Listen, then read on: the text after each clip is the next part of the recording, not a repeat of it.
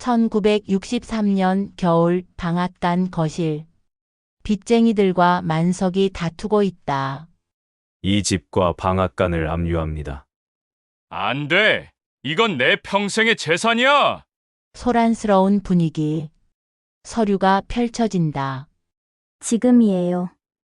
지금 아니면 기회가 없어요. 14세에 팔려간 소녀에게 단 한 번의 기회가 왔습니다. 명희, 어디 가는 거야? 당장 돌아와! 명희, 뒤돌아본다. 만석이 쫓아온다. 빚쟁이들이 그를 붙잡는다. 오씨, 서류 작성 안 끝났어요! 이제 내 이름으로 살 거예요. 버스 출발. 마을이 멀어진다. 이것은 한 여자가 자신의 이름을 되찾은 이야기입니다. 개울물 소리가 참나무 잎을 타고 흐릅니다. 1959년 여름, 전라도 어느 마을의 오후입니다. 명희는 나무 밑에 쪼그려 앉아 책장을 넘기고 있습니다. 소공녀였습니다. 면사무소 앞 헌책방에서 주인 할아버지가 준 책이지요. 언니 배고파. 5살 막내 서기가 흙투성이 손으로 치마를 잡아 당깁니다. 명희는 책을 덮고 일어섭니다. 무릎에 묻은 흙을 털어냅니다. 14살 소녀의 손은 이미 거칠었습니다. 빨래와 설거지, 동생들 밥 먹이기로 굳은 손이었지요. 조금만 기다려. 언니가 감자 삶아줄게. 집으로 돌아가는 길은 좁았습니다. 논둑 사이로 난 오솔길을 따라 걷습니다.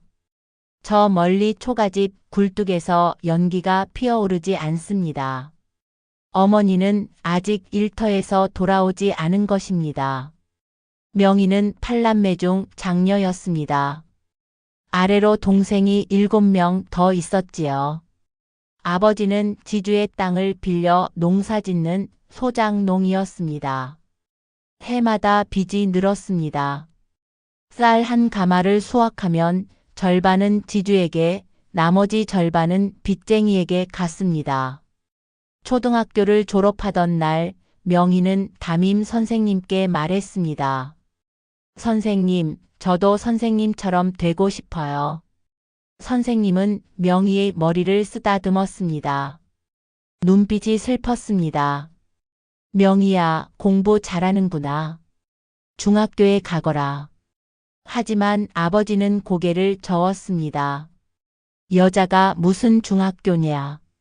집안일이나 거들어라. 어머니도 마찬가지였습니다. 여자는 시집이 공부야. 밥이나 잘 짓고 바느질이나 배워. 명희는 더 이상 말하지 않았습니다. 대신 참나무 아래로 갔습니다. 거기서 책을 읽었습니다. 헌책방 할아버지는 가끔 버려진 책을 주었습니다. 글자가 희미하고 페이지가 찢어진 책들이었지요. 그래도 좋았습니다. 책장을 넘길 때만큼은 다른 세상에 갈 수 있었으니까요. 참나무는 오래되었습니다. 마을 어른들 말로는 100년도 더 되었다고 합니다. 굵은 가지가 사방으로 뻗어 있었지요. 여름이면 그늘이 시원했습니다. 명희는 그 나무 아래서 꿈을 꾸었습니다. 교사가 되어 아이들에게 글을 가르치는 꿈을요. 그해 여름은 유난히 더웠습니다. 장마가 일찍 끝나고 가뭄이 왔습니다. 논의 물이 말라갔습니다. 아버지는 날마다 술을 마셨습니다. 막걸리 냄새를 풍기며 마당에 드러누웠지요. 빚쟁이가 찾아왔습니다. 큰 소리가 들렸습니다. 올해도 못 갚으면 땅을 내놔야 합니다. 어머니가 울었습니다. 명희는 부엌에 숨어 떨었습니다. 7월 어느 날 저녁이었습니다. 낯선 남자가 집에 왔습니다. 하얀 한복을 입고 중절모를 쓴 사람이었지요. 면사무소 서기가 함께였습니다. 아버지가 방문을 열었습니다. 명희는 밖에서 귀를 기울였습니다. 큰딸이 몇 살이라 했소? 14입니다. 딱 좋은 나이군. 낮은 웃음소리가 들렸습니다. 명희의 등골이 서늘해졌습니다. 사흘 후 어머니가 명희를 불렀습니다. 명희야, 이리 와 앉아라. 어머니의 얼굴에는 표정이 없었습니다. 그저 입술만 떨렸지요. 너 시집 가야 한다. 명희는 귀를 의심했습니다. 시집이요? 저 아직 14인데요. 오시네 방앗간 아시지? 거기 주인 어른이 장가를 들고 싶다시네. 오시네요. 그분 나이가. 어머니가 말을 끊었습니다. 47이시다. 그래도 마을에서 제일 잘 사시는 분이야. 우리 빚도 다 갚아주신단다. 명희의 입술이 파르르 떨렸습니다. 눈물이 차올랐습니다. 하지만 어머니는 고개를 돌렸습니다. 다음 달 보름에 예식이다. 준비해라. 그날 밤 명희는 참나무로 달려갔습니다. 어둠 속에서 나무줄기를 안았습니다. 거친 나무 껍질에 얼굴을 묻었지요. 울었습니다. 소리 없이 오래 울었습니다. 나 교사 되고 싶었는데. 바람이 불었습니다. 참나무 잎이 바스락거렸습니다. 마치 대답하는 것 같았지요. 명희는 고개를 들어 하늘을 보았습니다. 별이 총총했습니다. 저 별들은 자유로웠습니다. 어디든 갈 수 있었지요.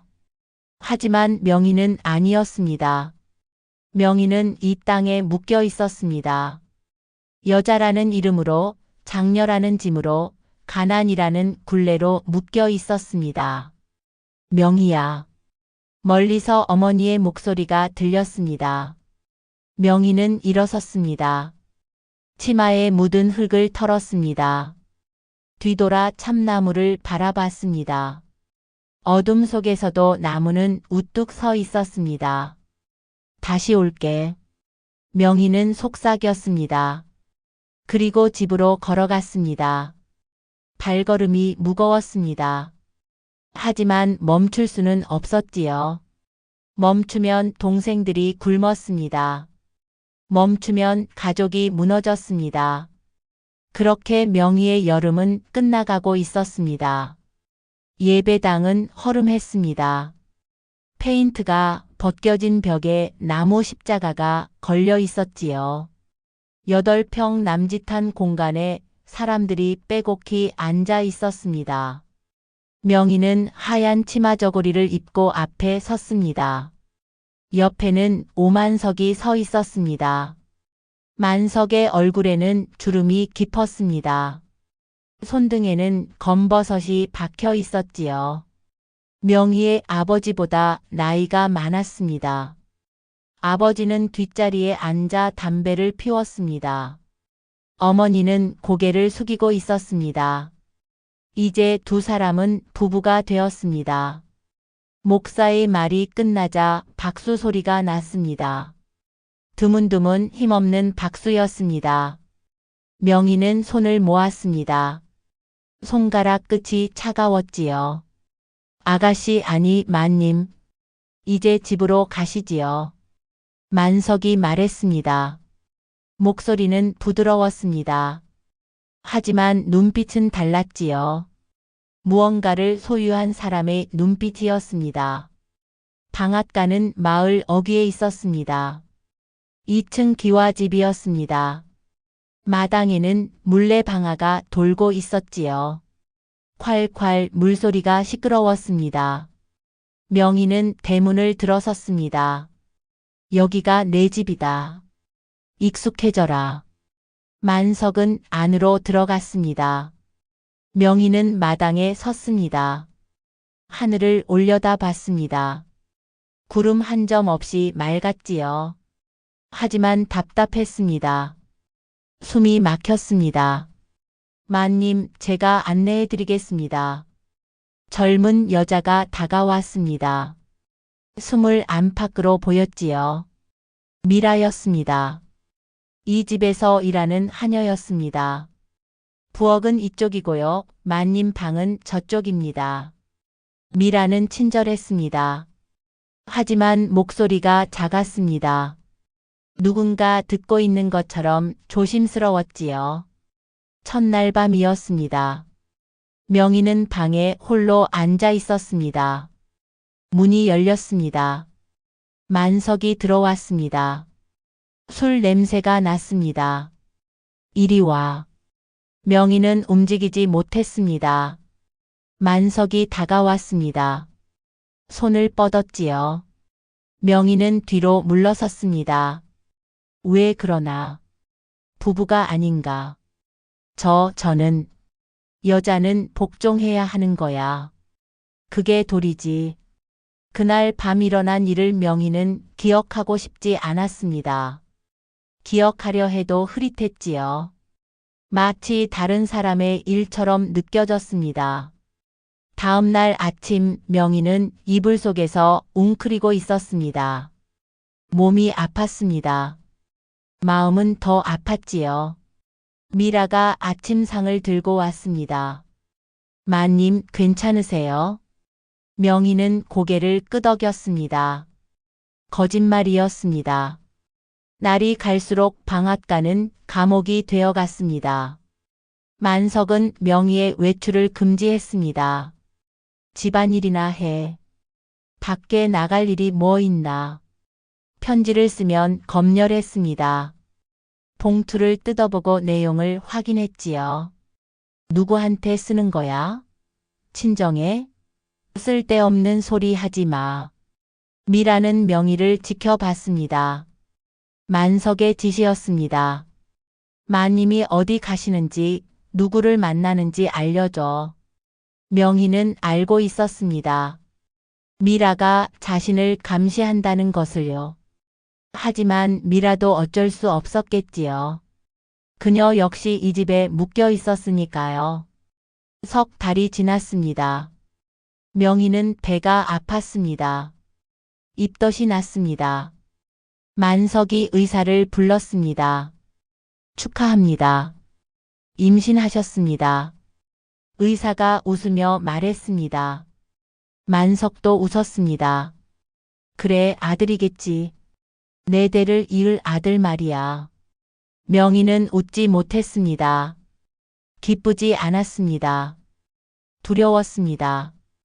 이 아이가 이곳에서 태어나야 한다는 게, 이 사람의 아이로 살아야 한다는 게. 어느 가을밤이었습니다. 명희는 부엌에 앉아 있었습니다. 창밖에서 소리가 났습니다. 돌이 유리창을 톡톡 두드리는 소리였지요. 명희는 조심스럽게 밖으로 나갔습니다. 누나, 소라였습니다. 남동생 소라가 담장 밖에 서 있었습니다. 12살이었지요. 소라야, 어떻게 여기까지? 누나 보고 싶었어. 그리고 소라가 명희의 손을 잡았습니다. 누나, 도망치자. 나랑 같이 가자. 명희의 눈에 눈물이 고였습니다. 소라야, 난 못 가. 배 속에 아기가 있어. 그래도 누나, 여기서 계속 살 수는 없잖아. 누나 얼굴 봐. 웃지도 않잖아. 쉿, 작게 말해. 들리면 안 돼. 하지만 이미 늦었습니다. 대문이 벌컥 열렸습니다. 만석이 서 있었습니다. 뒤에는 미라도 있었지요. 뭐 하는 거야? 만석의 목소리가 낮았습니다. 위험한 낮음이었습니다. 제 동생이에요. 그냥 인사하러. 인사? 한밤중에? 담장 넘어서? 만석이 소라를 노려봤습니다. 어린 것이 감히 남의 집 마님을 꿰어내려고? 썩 꺼져. 소라는 도망쳤습니다. 명희가 만석의 옷자락을 잡았습니다. 제발, 제발 용서해 주세요. 애가 아직 어려서. 용서? 네가 먼저 잘못했잖아. 밤에 몰래 남자를 만나? 남자가 아니에요. 제 동생이에요. 만석의 손이 올라갔습니다. 명희의 뺨을 쳤습니다. 한 번, 두 번. 명희는 바닥에 쓰러졌습니다. 만석의 발길질이 이어졌습니다. 배를 등을 가리지 않고 찼지요. 여자가 감히 목소리를 높여? 내가 누군 줄 알고? 미라가 만석을 말렸습니다. 날이 만님 배 속의 아기가. 하지만 만석은 멈추지 않았습니다. 명희는 의식을 잃었습니다. 다음 날 아침 명희는 피를 흘렸습니다. 아기는 떠났습니다. 태어나지도 못하고 떠나갔지요. 의사가 왔습니다. 약을 놓았습니다. 하지만 명희의 몸보다 마음이 더 많이 다쳤습니다. 명희는 천장을 바라봤습니다. 나무 천장이었습니다. 금이 가 있었지요. 금이 점점 커지는 것 같았습니다. 마치 무언가 부서지는 소리가 들리는 것 같았습니다. 그날 밤 명희는 창밖을 봤습니다. 달이 떠 있었습니다. 차가운 달이었지요. 명희는 생각했습니다. 이렇게는 살 수 없어. 처음으로 그런 생각을 했습니다. 순종의 끝이었습니다. 복종의 끝이었지요. 그 끝에서 작은 불씨 하나가 피어 올랐습니다. 저항의 불씨였습니다. 겨울이 왔습니다. 1962년이 지나고 1963년 초겨울이었지요. 방앗간 마당에는 낙엽이 쌓였습니다. 명희는 낙엽을 쓸었습니다. 매일 같은 일을 했습니다. 마당 쓸기, 빨래, 설거지, 밥 짓기, 그리고 견디기. 아기를 잃은 후 명희는 달라졌습니다. 말을 하지 않았습니다. 만석이 무슨 말을 해도 고개만 끄덕였지요. 그저 하루하루를 버텼습니다. 하지만 명희의 마음속에서는 무언가 자라고 있었습니다. 작은 불씨가 조금씩 커지고 있었지요. 매일 밤 창밖을 보며 생각했습니다. 어떻게 나갈 수 있을까? 미라가 달라졌습니다.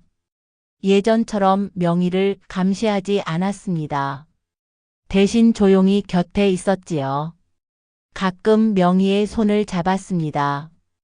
어느 날 미라가 물었습니다. 마님 행복하세요? 명희는 대답하지 않았습니다. 저도 행복하지 않아요. 미라가 말을 이었습니다. 저도 여기 팔려왔어요. 16살 때요. 빚 때문에요. 명희가 미라를 봤습니다. 처음으로 제대로 본 것 같았습니다. 그럼 왜 여기 있냐고요? 갈 곳이 없어서요. 두 사람은 한동안 말이 없었습니다. 그 무렵 방앗간에 변화가 있었습니다. 손님이 줄었지요.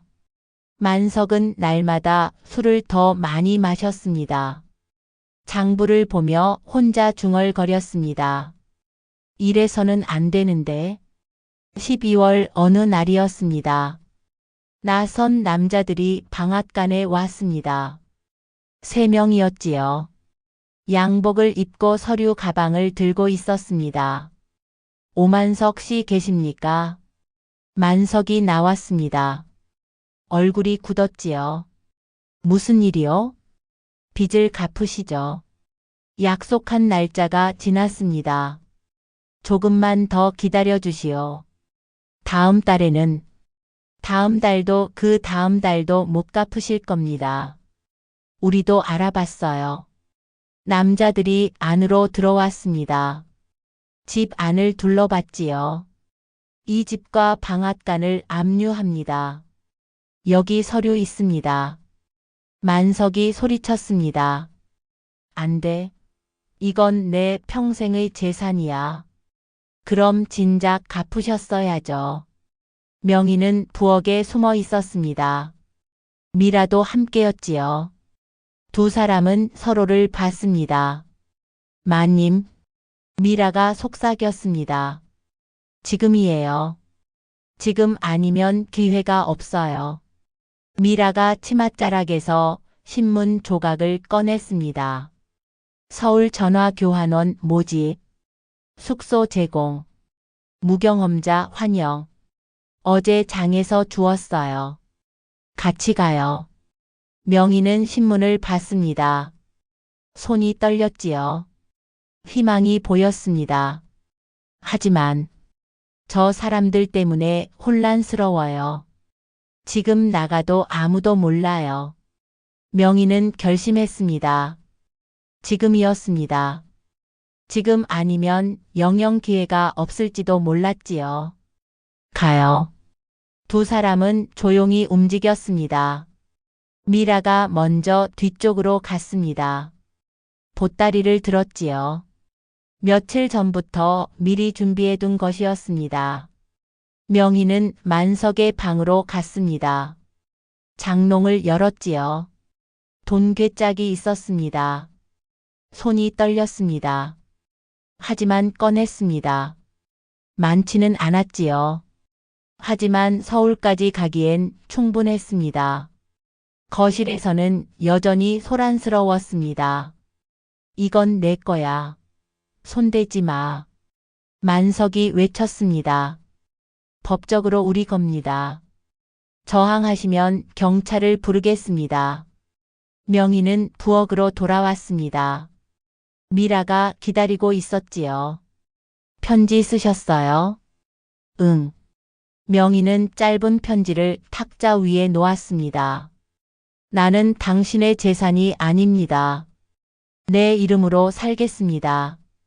찾지 마세요. 두 사람은 뒤쪽 문으로 나갔습니다. 바람이 차갑게 불었지요. 조심스럽게 마당을 가로질렀습니다. 뒤에서 소리가 계속 들렸습니다. 경찰 부를 거야. 이건 강도질이야. 그러시든지요. 법은 우리 편입니다. 명희는 대문 앞에 섰습니다. 잠시 뒤를 돌아봤지요. 방앗간이 보였습니다. 자신을 가뒀던 곳이었습니다. 마님 가요. 미라가 재촉했습니다. 명희는 고개를 끄덕였습니다. 대문을 열었지요. 두 사람은 밖으로 나갔습니다. 뒤돌아보지 않았습니다. 빠르게 걸었지요. 마을 어귀를 지나갔습니다. 저기, 뒤에서 소리가 들렸습니다. 만석의 목소리였지요. 명희, 어디 가는 거야? 명희는 멈추지 않았습니다. 더 빨리 걸었습니다. 거의 뛰었지요. 도망가지 마. 당장 돌아와. 만석의 목소리가 점점 가까워졌습니다. 명희는 돌아봤습니다. 만석이 쫓아오고 있었지요. 하지만 빚쟁이들도 그를 붙잡으려 했습니다. 오씨 어디 가십니까? 서류 작성 안 끝났어요. 놔. 내 마누라가 도망가잖아. 그것보다 빚 문제가 먼저입니다. 명희와 미라는 계속 걸었습니다. 마을을 벗어났지요. 숨이 찼습니다. 다리가 아팠습니다. 하지만 멈추지 않았습니다. 버스 정류장이 보였습니다. 명희는 보따리를 꼭 안았습니다. 미라가 손을 잡았지요. 정말 괜찮으세요? 네, 이제 괜찮아요. 버스가 왔습니다. 낡은 버스였습니다. 문이 열렸지요. 명희는 올라탔습니다. 처음으로 스스로 선택한 발걸음이었습니다. 미라도 뒤따라 올랐지요. 버스가 출발했습니다. 창밖으로 마을이 멀어졌습니다. 명희는 뒤를 봤습니다. 방앗간이 작아지고 있었지요. 저 안에서는 여전히 소란이 계속될 것입니다. 빚쟁이와 만석의 싸움이요. 하지만 이제 명희와는 상관없었습니다. 이제 시작이에요. 미라가 말했습니다. 네, 시작이에요. 명희가 대답했습니다. 앞을 봤지요. 해가 떠오르고 있었습니다. 새로운 아침이었습니다. 버스는 하루 종일 달렸습니다. 덜컹거리며 산을 넘고 강을 건넜지요. 명희는 창밖을 봤습니다. 마을이 멀어졌습니다. 논밭이 사라졌습니다. 대신 건물이 나타났지요. 해질녘이었습니다. 서울역에 도착했습니다. 사람들이 바삐 오갔지요. 구두 소리, 자동차, 경적 소리, 노점상의 호객 소리. 명희는 멈춰 섰습니다. 숨이 막혔습니다. 마님, 괜찮으세요? 미라가 물었습니다. 네, 그냥 낯설어서요. 명희가 대답했습니다. 보따리를 꽉 안았지요. 그 안에 전부가 들어 있었습니다. 옷 몇 벌, 신문 조각, 그리고 조금의 돈이요. 어디로 가야 할까요? 미라가 물었습니다. 명희는 신문 조각을 꺼냈습니다. 주소가 적혀 있었지요. 종로구 관철동 전화구. 일단 거기부터 찾아가요. 두 사람은 길을 물었습니다. 여러 번 물었지요. 해가 완전히 졌습니다. 가로등이 켜졌습니다. 네온 사인이 번쩍였지요. 전화국을 찾았습니다. 큰 건물이었습니다. 불이 켜져 있었지요. 하지만 문은 닫혀 있었습니다. 내일 다시 와야겠어요. 명희가 말했습니다. 오늘 밤은 어디서 자요? 미라가 물었습니다. 명희는 주변을 둘러봤습니다. 여관 간판이 보였지요. 저기요. 두 사람은 여관으로 갔습니다. 작은 방이었습니다. 온돌이 따뜻했지요. 명희는 바닥에 누웠습니다. 천장을 봤습니다. 낯선 천장이었지요. 여기가 서울이구나. 명희는 생각했습니다. 두려웠습니다. 하지만 동시에 설렜지요. 새로운 시작이었으니까요. 다음 날 아침이었습니다. 명희는 일찍 일어났습니다. 세수를 하고 머리를 빗었지요. 거울을 봤습니다. 낯선 얼굴이었습니다. 아니, 익숙한 얼굴이 낯설게 느껴졌지요. 나는 누구지? 명희는 생각했습니다. 방앗간의 마님은 아니었습니다. 더 이상 그 사람이 아니었지요. 그럼 누구였을까요? 전화국에 갔습니다. 문이 열려 있었습니다. 안으로 들어갔지요. 접수처가 보였습니다. 저 교환원 모집 광고를 봤는데요. 명희가 말했습니다. 목소리가 떨렸지요. 아, 그거요? 잠깐만요. 접수 아가씨가 안쪽으로 갔습니다. 잠시 후 중년 여자가 나왔지요. 단정한 한복을 입고 있었습니다. 박윤희입니다. 인사과장이에요. 여자가 말했습니다. 목소리가 부드러웠지요. 어디서 오셨어요? 전라도에서요. 명희가 대답했습니다. 혼자 오셨어요? 아니요. 친구랑요. 명희가 미라를 가리켰습니다. 박 부인이 두 사람을 번갈아 봤지요. 둘 다 일하고 싶은 거예요. 네. 명희와 미라가 동시에 대답했습니다. 박 부인은 미소 지었습니다. 따뜻한 미소였지요. 좋아요. 일단 안으로 들어와요. 차 한잔 하면서 얘기해요. 작은 방이었습니다. 탁자가 있었지요. 박 부인이 차를 따랐습니다. 보리차였습니다. 일은 어렵지 않아요. 전화 연결해 주는 거예요. 교육도 시켜줄 거고요. 박 부인이 설명했습니다. 숙소도 있어요. 좁긴 하지만 깨끗해요. 월급은 많지 않지만 먹고 살만해요. 명희는 듣고 있었습니다. 꿈 같았지요. 진짜일까 싶었습니다. 그런데 한 가지 물어봐도 될까요? 박 부인이 말했습니다. 네, 왜 서울까지 왔어요? 고향의 가족은요? 명희는 입을 열지 못했습니다. 뭐라고 대답해야 할까요? 진실을 말해야 할까요? 말하기 싫으면 안 해도 돼요. 박 부인이 말했습니다. 다들 사연이 있죠. 나도 그랬어요. 명희가 박 부인을 봤습니다.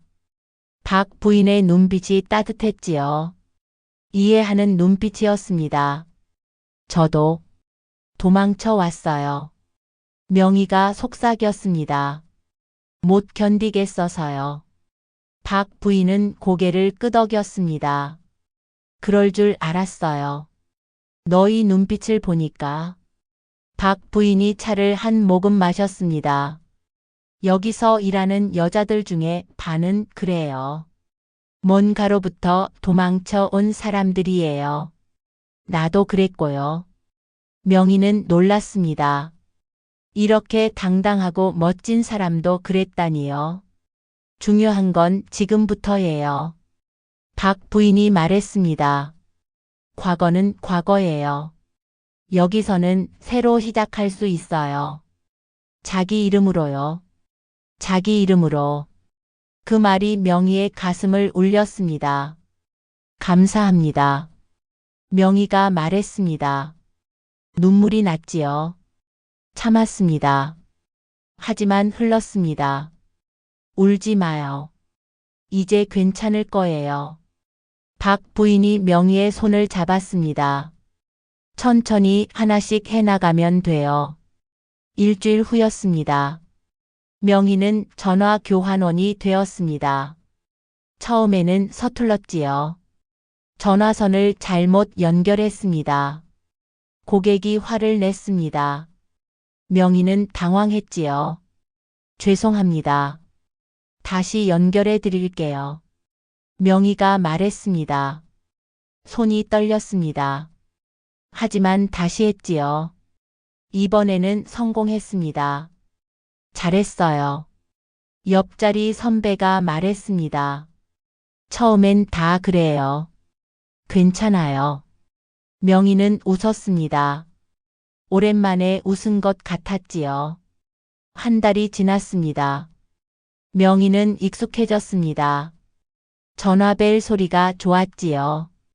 고객의 목소리가 좋았습니다. 연결해 줄 때마다 뿌듯했지요. 덕분에 통화했어요. 고맙습니다. 고객이 말했습니다. 명희는 대답했지요. 천만에요.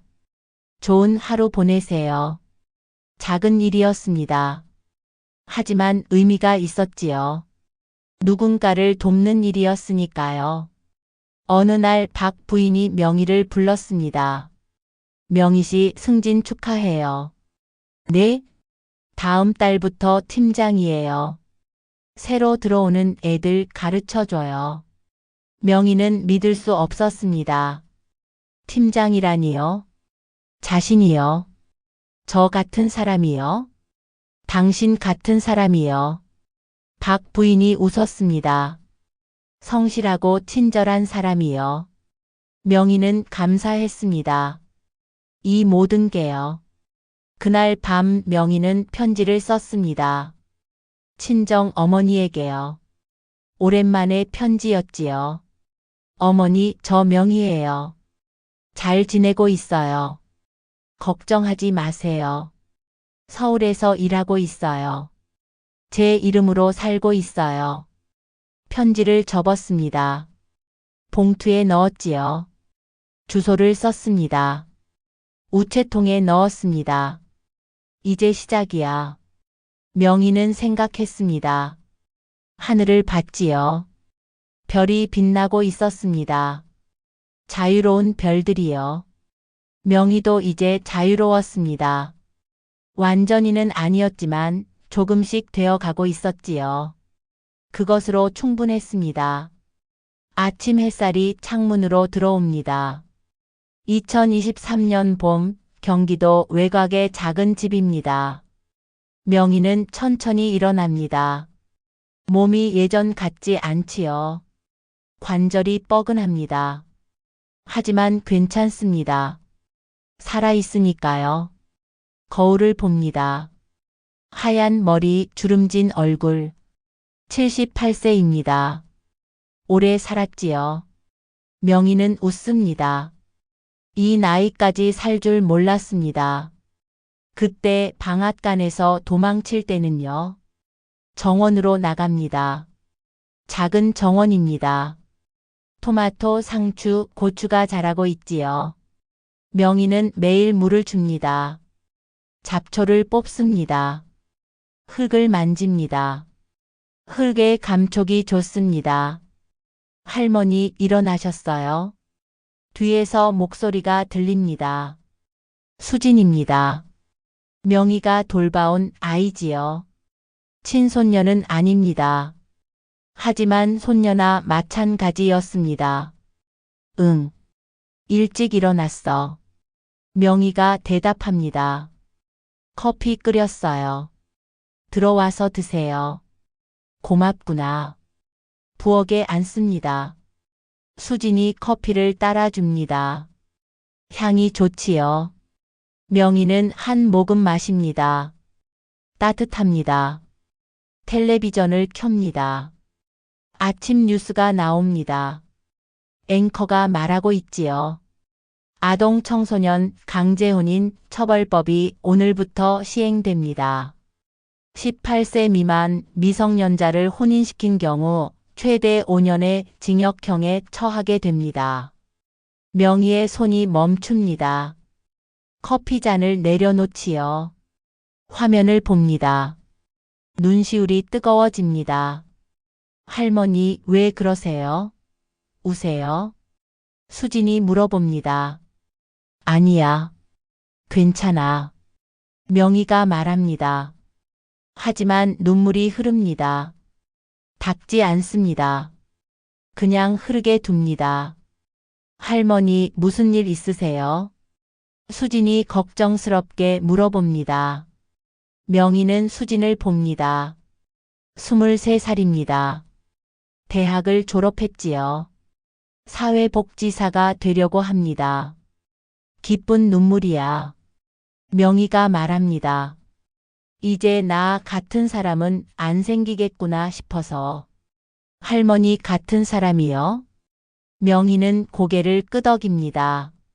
처음으로 이야기하기로 합니다. 자신의 과거를요. 나도 14세 시집 갔단다. 억지로. 수진의 눈이 커집니다. 입을 다물지 못하지요. 그게 오래된 일이야. 하지만 잊히지는 않아. 평생 안고 살았지. 명희가 말을 이어갑니다. 도망쳤어. 목숨 걸고. 그래서 여기까지 왔지. 수진이 명희의 손을 잡습니다. 따뜻한 손이지요. 할머니. 괜찮아. 다 지난 일이야. 명희가 웃습니다. 진짜 웃음입니다. 힘들었지만 후회는 안 해. 그때 도망치지 않았으면 지금의 나는 없었을 테니까. 오후가 되었습니다. 명희는 정원에 나갑니다. 삽을 들지요. 작은 구멍을 팝니다. 주머니에서 무언가를 꺼냅니다. 씨앗입니다. 참나무 씨앗이지요. 할머니, 뭐 심으세요? 수진이 물어봅니다. 참나무야. 참나무요? 크는데 오래 걸리지 않아요? 응. 평생 걸릴지도 몰라. 명희가 대답합니다. 내가 보지 못할 수도 있어. 하지만 괜찮아.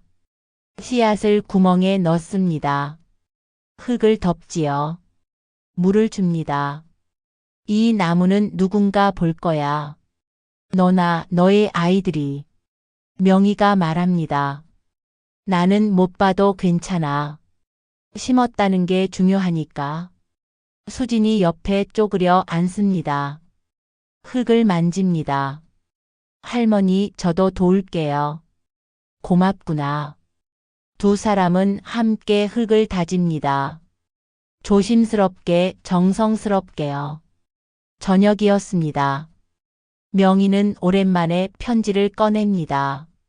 누렇게 바랜 편지지요. 동생 소라가 보낸 편지였습니다. 수십 년 전의 편지입니다. 누나, 잘 지내? 나 결혼했어. 착한 사람 만났어. 누나 덕분이야. 누나가 용기를 보여줬거든. 고마워. 명희는 편지를 접습니다. 소라는 잘 살았지요. 행복하게 살다 갔습니다. 그것만으로도 충분했습니다. 또 다른 편지도 있습니다. 박윤희 과장님의 편지였지요. 명희 씨 잘 있지요? 덕분에 전화국 일이 술술 풀려요. 명희 씨 같은 사람이 더 많았으면 좋겠어요. 항상 응원합니다. 명희는 편지들을 상자에 넣습니다. 추억이 담긴 상자였지요. 밤이었습니다. 명희는 침대에 누웠습니다.